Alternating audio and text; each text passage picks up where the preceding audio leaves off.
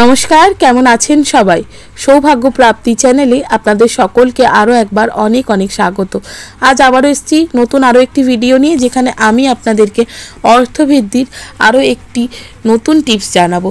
যে টোটকাটি যদি আপনারা ফলো করতে পারেন তাহলে কিন্তু অনেকাংশে আপনারা আর্থিক দিক থেকে সচ্ছল হতে পারবেন। তার জন্য কি করবেন সেটি এই ভিডিওর মাধ্যমে আপনাদেরকে জানাবো। ভিডিওটি শুরু করব তার আগে অবশ্যই বলে রাখি বন্ধুরা, আমার চ্যানেলটিকে লাইক করবেন, ভালো লাগলে বন্ধুদের সাথে শেয়ার করবেন। এই সংক্রান্ত কোনো জিজ্ঞাসা থাকলে কমেন্ট বক্সে এসে জিজ্ঞেস করতে পারেন। সাবস্ক্রাইব করে বেল বাটনটা প্রেস করে রাখবেন, যাতে আমি যখনই নতুন কোনো ভিডিও দিই না কেন সেটা সরাসরি আপনাদের কাছে পৌঁছে যায়। তো চলুন বন্ধুরা, ভিডিওটা শুরু করি। যে কোনো একটা শুক্রবার দেখে একটু বেশি পরিমাণে লবণ কিনে নিয়ে আনুন। লবণটা যাতে কোনো রকম কোনো আঁশের সাথে না থাকে সেটা দেখবেন।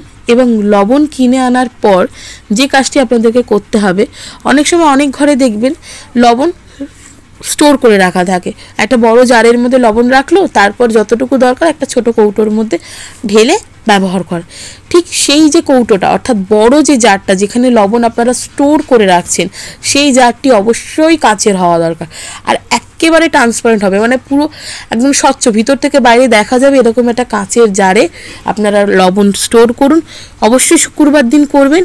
আর যেটা করবেন, যখন লবণটা স্টোর হয়ে যাবে, অর্থাৎ কানায় কানায় পরিপূর্ণ হয়ে যাবে কৌটোটা, ঠিক তখন তার মধ্যে ফুলযুক্ত দুটো লবঙ্গ রেখে দেবেন।